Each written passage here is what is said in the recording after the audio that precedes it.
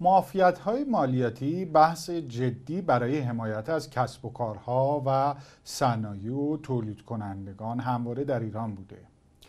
توی دو بخش، یکی اصناف، یکی هم کارخونه‌ها و شرکت‌های بورسی از اهمیت زیادی برخورداره که معافیت‌های بالقوه‌ای هم شرکت‌های بورسی در قوانین بودجه سنوات گذشته برخوردار بودند. اما در بودجه 1403 در بند سین تبصره 6 برای اشخاص حقوقی معافیت‌ها محدود شده که این واکنش رئیس سازمان بورس آقای عشقی رو هم در پی داشته و گفته این حذف معافیت‌ها یا محدود شدنش برخلاف شعار سال اعلامی یعنی جهش تولید با مشارکت مردمیه. برای همین منظور امروز خدمت آقای دکتر محمد قبول هستیم تا از کم و کاست و بازتاب این معافیت‌ها و محدود شدنش در اقتصاد ایران و به خصوص در درآمد خانوارها جویا بشیم. آقای دکتر سلام عرض میکنم خدمت شما، خیلی ممنون که دعوت ما رو پذیرفتید، در خدمتتون هستیم. چه اتفاقی افتادی که اینقدر توجه ها رو به خودش جلب کرده و حتی وزیر و رئیس سازمان بورس هم نسبت به این مسئله واکنش نشون دادن؟ از سلام احترام خدمت بینندگان محترم. خب ما هر سال در قانون بودجه در مقابل قوانین دائمی و مصوب یه تغییراتی برای یک سال داریم. مثلا اگه خاطرتون باشه سال قبل معافیت سود سپرده بانکی اشخاص حقوقی لغو بود فقط برای سال 1402. خب در سال 1403 در قانون بودجه بند سین تبصره 6 قانون بودجه که احکام مالیاتی تحت تبصره 6 هست تغییراتی رو در معافیت ها گذاشتن. بخشی از این درسته ولی بخشیش اشکالاتی رو ایجاد خواهد کرد در کسب و کارها، در اقتصاد خانواده و اقتصاد کلان. حتی در بند سین قانون بودجه 1403 اومدن گفتن سقف همه معافیت ها، مشوق ها، کاهش نرخ ها، نرخ صفر ها، همه اینا برای اشخاص حقوقی 500 میلیارد تومان و برای اشخاص حقیقی 50 میلیارد تومان. حالا اینو یکی یکی با هم بررسی کنیم. من کشاورز کرمانی هم باغ پسته دارم، درآمد بالا 50 سوده بالا 50 میلیارد تومان دیگه، مازادش مشمول مالیاته، معافیت ماده 81 دیگه ندارم کشاورزی. من شرکت کشت و صنعت بزرگ ایران هستم که تو بورس هستم و قبلا هم درآمدم سود سهامم معاف، سودی که میدادن در شرکت معاف از مالیات بوده. اما الان تا سقف 500 میلیارد تومان برای اشخاص حقوقی معافه و مابقیش مشمول مالیاته. قاعدتا سود قابل تقسیم رو تاثیر خواهد گذاشت. یا ماده 133. خب همینجا مهمه، یعنی اینکه شرکت‌های بزرگ بورسی یا متوسط بورسی امسال سود کمتری رو باید تقسیم کنن. بله. حاشیه سود خالصشون کاهش پیدا میکنه و این سود سهام عدالت کم میشه. این به نوعی بازدارنده است از سرمایه گذاری کردن، چون که سیاست تشویقیه. این یه سیاست تشویقی برای سرمایه گذاری که اینو برداشت دولت. بله، محدود کرده. از جمله ما 134 آموزش، 136 137 من بیمه عمر دارم. یه بیمه عمری من بیاد مثلا خیلی کلان باشه بالا 50 میلیارد تا میشه، قبلا معاف بود حالا مشموله. یا ماده 138 استقراض میکردم از افراد غیر از بانک و نرخ عقود مشارکتی بانک هرچی بود 1.2 رو میدادم هزینه بهره و سود اون فرد که به من برای تولید من، این 138 فقط برای شرکت تولیدی بود هست، به من پول قرض داده بود و معاف بود بابت این پول قرض دادنش اون سودش به شرط اظهارنامه. حالا اگر از 50 میلیارد تومان شخص حقیقی باشه یا اگه حقوقی باشه 500 میلیارد تومان این مشمول سود بیشتر باشه باز معافیتش لغو میشه. خب این خیلی نکته مهمیه. الان بازار شرکت‌های تامین مالی جمعی هم خیلی داغ شده. بله. خب اون یعنی معافیت اونا که صندوق‌های سرمایه‌گذاری درآمد ثابت، اونها هم درآمدشون تا 500 میلیارد تومان معافه و مازادش مشمول مالیات. پس صندوق‌های با درآمد ثابت که 600 همت تقریبا AUMشون هست و اینکه الان این کراود فاندینگ ها و تامین مالی جمعی هم دارن حذف میشن. 5 میلیارد تومان در اقتصاد ایران زیاد نیست، خیلی زیاد نیست. نه برای فعالین اقتصادی که ما از اونها حمایت میکنیم که صنعت کشاورزی رو انجام بدن، تولید بکنن، صادرات بکنن. مثلا ماده 141 من قبلا صادرات کالای ساخته شده داشتم، ارزش افزوده داشته، دلار وارد کشور میشدم، به نیما هم میدادم، رفع تعهد میکردم، به ارز و به داخل کشور برمیگردوندم.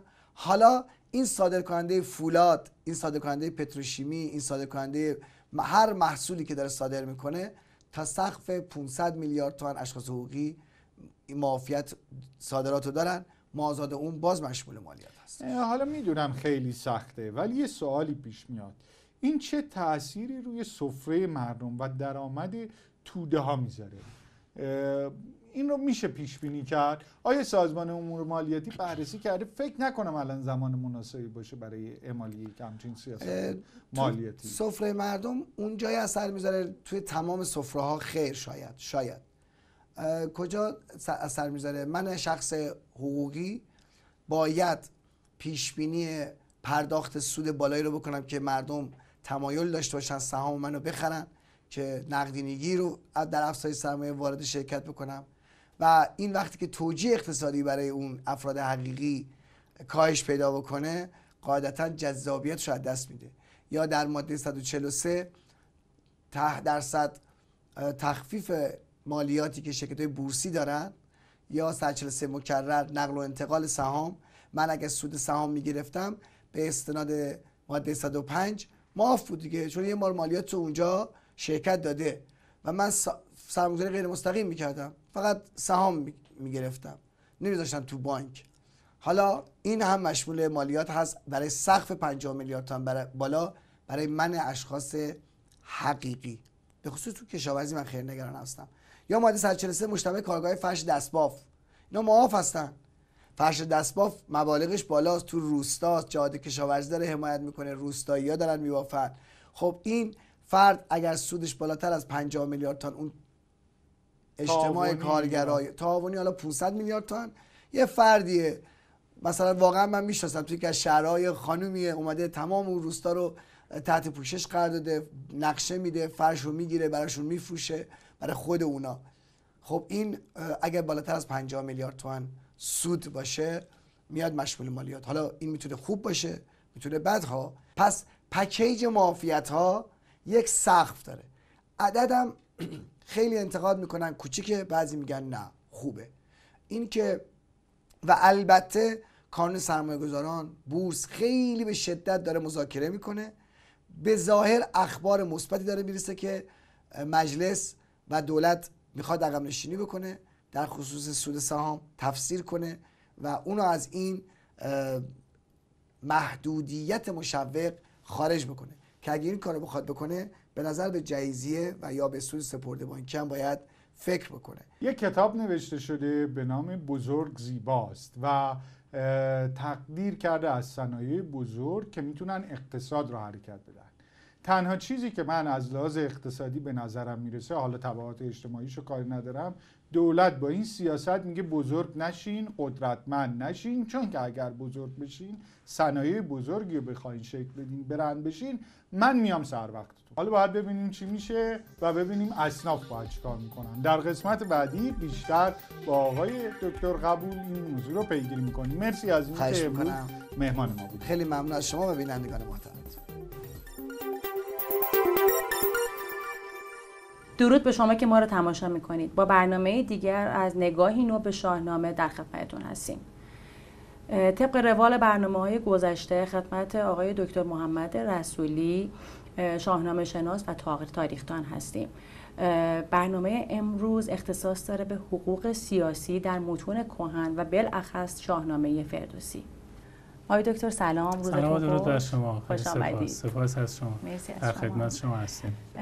آقای دکتر، امروز قرار راجع به حقوق سیاسی در متون کهن فارسی صحبت کنیم و بالاخص در شاهنامه.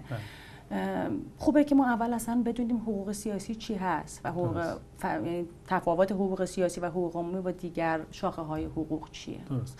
حقوق سیاسی یکی از زیر مجموعه های حقوق عمومیه که به طور مشخص به نقش مردم در قدرت و حاکمیت توجه میکنه. در واقع در حقوق سیاسی در رشته حقوق عمومی به این بحث پرداخته میشه که مردم چطور در حاکمیت و در اون قدرت سیاسی که بر جامعه حکم فرماست نقش دارن. استاد ما آقای دکتر گرجی که اتفاقا در رساله‌ای که ما راجع به مفاهیم حقوق عمومی در شاهنامه نوشته بودیم و ایشون استاد راهنما بودن خیلی کمک کردن، تعریف روشنی از حقوق سیاسی دارن. ایشون می‌فرمایند که حقوق سیاسی حقوق مردم است که معطوف به قدرت سیاسی است. در واقع همون که من عرض کردم، این حقوق سیاسی شامل این بحثه که مردم در حاکمیت یا در انتخاب حکمران، یعنی کسی که صاحب قدرت سیاسی تو جامعه است، چه نقشی دارن.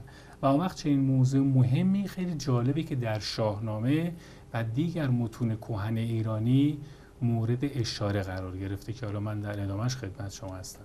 خب در مورد حقوق سیاسی در شاهنامه برای ما توضیح بدید و بالاخص در رابطه با اولین دادگر، دادخواه، حالا من اگر که اشتباه نکنم به معنی عدالت میتونه باشه. در واقع اولین دادگر، اولین پادشاه، اولین حکمران ایران زمین از نگاه شاهنامه و متون کهن اگر برامون توضیح بدید. ببینید ما توی شاهنامه خیلی جالبه که شاهنامه، چون قبلا گفتیم بارها که شاهنامه در واقع تاریخ سیاسی اجتماعی ایرانه و در این کتاب در جاهای گوناگونش متوجه میشین که برخلاف آن چیزی که تصور میشد، حاکمیت از طریق یک شخص به عنوان پادشاه اعمال نمیشده، بلکه مردم و توده مردم به طرق گوناگون در انتخاب حاکم و به عبارت دیگر در اون قدرت سیاسی نقش و مشارکت دارن. چون وقت کوتاست ما مجبوریم اون سرتیترا رو بگیم.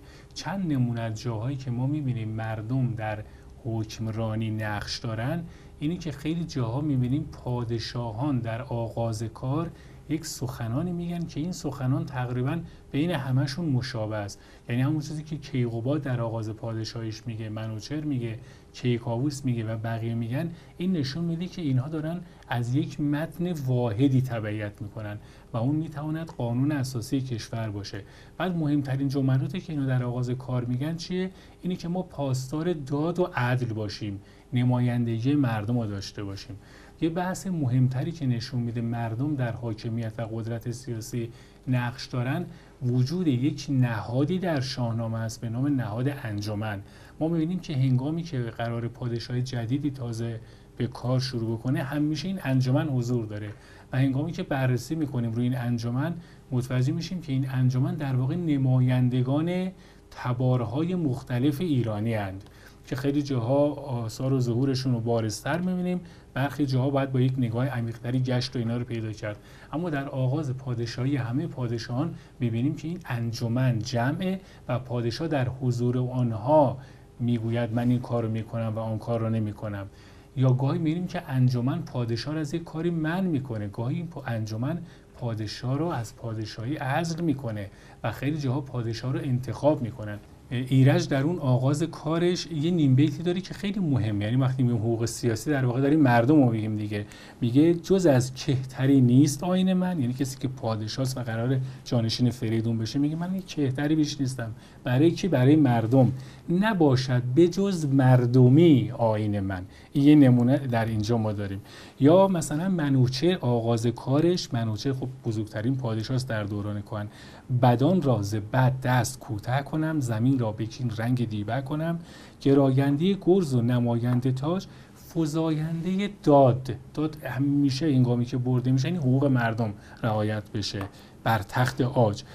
با همه اینها که قبلش میگه من چیم و کسی در دنیا فعلا برابر من نیست، اما ابا این هنرها یکی بندم، جهان آفرین را پرستندم، به راه فریدون فرخ رویم. اینجا به معنیش میگه که فریدون نیز در همین راه مردمی بوده و از سوی مردم انتخاب شده که اشاره کردیم. ولی باز برای اینکه از این بحث هم بگذریم دلیل دیگه فرصت باشه بپردازیمش، بارزترین جایی که ما حضور مردم رو در انتخاب حاکم میبینیم و این هیچ انکاری باقی نمیذاره که مردم در مشارکت نقش دارن، همون انتخاب فریدونه. ما میبینیم که اونجا کاوه است که در واقع قیام کننده اصلیه، ولی مردم، یعنی جمهور مردم میآیند و فریدون رو به پادشاهی برمیگزینند که به عبارت میشه گفت اون نخستین جمهوریت در تاریخ بشره. یا در مورد دیگه میبینیم کیقوباد هنگامی به پادشاهی از سوی نمایندگان ملت ایران انتخاب میشه که اصلا کیقوباد در اون جلسه خودش حضور نداره. اون بزرگان جمع میشن و بین اونها به این نتیجه میرسن که فلان شخص که یک پرهیزگاریه و آدم دانای فلانجاست، اون برای پادشاهی مناسبه. انجمن که در واقع نماینده‌های ملت هستن کیقوباد به پادشاهی انتخاب میکنن که رستم رو اعزام میکنن، کیقوباد میاره و موارد دیگری که من عرض خواهم کرد. خب در رابطه با دیگر متون کهن و تاثیر آنها بر شاهنامه، خب قطعا ما توی متون کهنمون و بالاخص با چیزی که شما الان فرمودید، حالت انجمن و حالا رأیگیری یا یه چیزی شبیه مجلس میتونسته، مجلس امروزی ما میتونسته در اون دوران باشه. تصور ما بر این میره که شاهنامه بر اساس متون اشکانیان، دوره اشکانیان نوشته شده، چون ما توی دوره اشکانیان این حالت مجلس و انجمن رو داشتیم. توی اون متون، یعنی تاثیر متون اشکانی، در واقع پهلوی اشکانی و اوستایی که دوره اشکانی گردآوری شده، چی میتونه باشه بر تفکر فردوسی در ویرایش شاهنامه در باب حقوق عمومی و حقوق سیاسی؟ اوستا یک کتاب خیلی کهنی بوده، یعنی قدیمی تر از شاهنامه اوستاست دیگه. اوستا ما می‌بینیم که به دلایل گوناگون از بین میره. یکی از دلایلش که نزدیکتر به زمان ماست بحث حمله اسکندر، اونجا از بین میره. بعد که ولاش به عنوان کسی که در اشکانیان نقش اساسی داره، ایشون میاد این بازمانده اوستا رو جمع آوری میکنه. اون اوستایی که امروز دست ماست اندکی از اوستای بزرگی که زمانی بوده.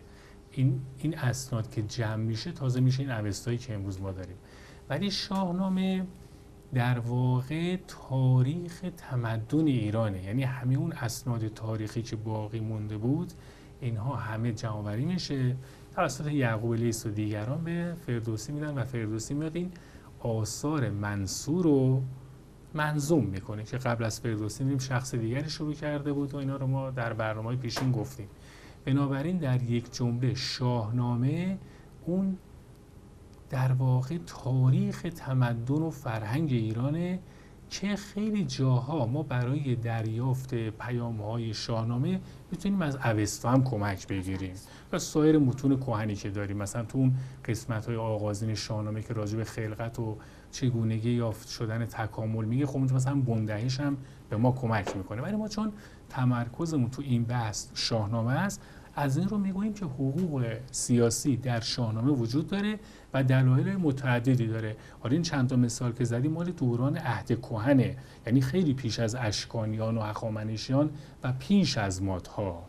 این مثالی که زدیم مال پیش از این هاست، یعنی چند هزار سال پیش از اشکانیان. ولی اگر وارد دوران‌های بعدی بشیم، خب در دوره اشکانی که دیگه اصلا مجلس مهستان بوده، این اصلا همه میدونن، گرچه راجع به اشکانیان تو شاهنامه به قدر کافی سخن نرفته چون به دلایلی اسناد اون از بین رفته بود. ولی مثلا میرسیم به دوره ساسانیان. در دوره ساسانیان می‌بینیم که انوشیروان طی سخنانی خیلی واضح و آشکار ابیاتش تو شاهنامه است، میگه که ما نماینده مردم هستیم، هر کاری که میکنیم برای خدمت به مردم باشه. حتی یک بیتی داره که انوشیروان میگه هنگامی که ما داریم رأی میدیم، حکم صادر میکنیم، باید دقت کنیم که اون هوای نفس بر ما چیره نباشه، آن چیزی که صلاح مردمه اونو بگیم. بنابراین ما این حقوق عمومی رو در بحث حقوق سیاسی در شاهنامه داریم، از آغازش که تاریخ ایران کهن رو در بر میگیره تا آخرش که تاریخ باستان رو در بر میگیره. من این بیت انوشیروان هم بگم چون گفتم ز یزدان بترسد گه داوری، نگردد به میل و به کنداوری. یعنی اون حاکم به میل خودش رأی نده، بلکه خدا رو در نظر بگیره و در جهت خدمت به مردم کار انجام بده. خیلی ممنون آقای دکتر، ممنون که با ما همراه بودید. سپاس از شما. متشکرم. ممنون از شما که ما رو تماشا کردید.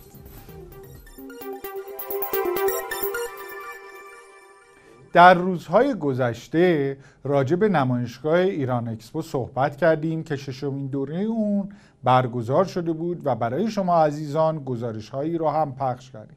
ولی این بار نگاه تیزبین تصویربردار ما با دیدی متفاوت به نکته مهم غرفه آرایی و معماری اون بود که همراه شدیم با آقای مهندس نیما طریقی، فعال حوزه معماری، که در سلسله برنامه‌های با ایشون بحث‌های معماری و فضای داخلی رو هم بررسی کردیم و حالا تو نمایشگاه ایران اکسپو گشتی زدیم و از این ظرافت‌ها و زاویه دید نسبت به غرفه آرایی نگاه کردیم که یک کمی متفاوت و جالبه و میتونه راهنمایی خوبی باشه برای افرادی که میخوان در نمایشگاه‌های داخلی و خارجی شرکت کنن. در این بخش با ما همراه باشید و گفتگوی ما با نیما طریقی و راجع به غرفه آرایی ببینید. سلام میکنم به همکاران خوب آسیا نیوز. خوشحالم که امروز اینجا تو نمایشگاه شما رو دیدیم و یاد آقای استاد جمشیدی عزیز گرامی، آخرین بار با خود ایشون تو همین سالن نمایشگاه تو الکام بودیم و جاشون خیلی خالیه، یادشون گرامی. فرمودید که راجع به طراحی و اجرای غرفه‌های نمایشگاهی و تأثیرش روی در واقع اثر بخشی تعامل با مخاطب و حالا اینجا نمایشگاه اکسپو هستیم برای صادرات یا هر حوزه دیگه‌ای، قطعاً مثل برندینگ میمونه، مثل لباس پوشیدن شماست که بهش توجه متاسفانه گاهی وقتا می‌بینیم توی غرفه‌های نمایشگاهی به لباس پرسنل توجه میکنن ولی به دیزاین غرفهشون به اون اندازه توجه نمیکنن. نحوه طراحی و اجرای غرفه بسیار تأثیر میذاره روی فیدبک اولیه‌ای که مخاطب شما میگیره که اصلا ورود بکنه به غرفه شما یا نه، و یه اصولی داره که باید رعایت بشه و خب میتونید ببینید بین غرفه‌های مختلف که بعضیا رعایت کردن به درستی و خب بعضیا نه. از جمله این که بحث تناسب طراحی و رنگ اجرای غرفه ها با صنف فعالیت اون شرکت. یعنی شما اگر که نگاه بکنید، چون تو نمایشگاه اکسپو از صنوف مختلف ما داریم، میبینید که مثلا شرکت هایی که صنایع غذایی هستن یک مقداری شارپتر و شادتر و با تنوع رنگی بیشتری کار میکنن، فارغ از اینکه رنگ سازمانیشون چی هست، در مقایسه با فرض کنید که مجموعه نفت و گاز و پتروشیمی یا یک هلدینگ صنعتی چند رشته‌ای که خب میبینید حتی خیلی وقتا همین غرفه رو میتونید با غرفه بغلیش مقایسه بکنید، خیلی سازه عجیب غریبی نساخته، خیلی حجم زیادی از غرفه رو پر نکرده، ولی اصول اولیه طراحی رو رعایت کرده. یه کار مینیمال و خیلی شیک داریم ازشون میبینیم، هم رنگ سازمانیشون توش رعایت شده، هم حوزهشون که حوزه صنایع غذایی هست و نوشیدنی ها. از جمله چیز دیگه ای که حالا تو بحث طراحی و اجرای غرفه‌های نمایشگاهی داریم، حالا اینجا مخصوصا چون نمایشگاه اکسپو هست، بحث شوکیس هاست. یعنی شما میتونید ببینید غرفه‌هایی که اینو رعایت کردن و متناسب با صنف خودشون، شوکه، اینکه مشتری محصول شما رو ببینه و بتونه که لمس کنه، تاچ داشته باشه. درسته که حالا در کنارش ویدیو وال و LCD و در واقع تاچ اسکرین ها رو داریم، ولی اینکه محصول شما رو ببینه تو ویترین یا از نزدیک بتونه لمس بکنه، یا تسترهایی که داده میشه، به نظرم جزو نکاتی است که مخصوصا برای نمایشگاه‌های محصول بیس و همچنین صادراتی بسیار مهمه. انتخاب رنگ خود بادی و بدنه غرفه هم بسیار مهمه، جزو نکاتیه که باید دید. و یه موضوع دیگه ای که داریم و میبینیم بحث اینتراکتیو بودنه، یعنی به شکلی شما بتونید مخاطبین رو اینوالو بکنید. اینجا الان همونجور که میبینید غرفه مجموعه روماک هست، بزرگترین پایانه لوجستیک صادراتی محصولات کشاورزی ایران هست در استان مازندران که البته بچه‌های ما اجرا کردند، ولی از کانسپت کلی غرفه اینکه حوزه کاریش مربوط به حوزه کشاورزی و صنایع غذایی هست رو شما می‌بینید. اینجا بحث اون ویدیو وال و تاچ اسکرین ها و LCD ها که صحبتش بود، نمونه به حال کارخونه و گلخانه و فضایی که دارند رو می‌بینید. و تو این قسمت اگر که شوکیس ها و نمونه محصولات رو به شکل لایو دارید و جالب بود که حتی خیلی از مخاطبین می اومدن و حتی می بردن برای نمونه و مجموعه هیچ مشکلی نداشت و خیلی رغبت می کرد که این اتفاق بیفته. تأثیری که یه همچین شوکیس لایوی توی مخاطب شما و ارتباط گیریش میذاره قابل مقایسه نیست با چیزی که شما صرفاً توی لایت باکس یا صرفاً توی LCD بخواید که پرزنتش بکنید.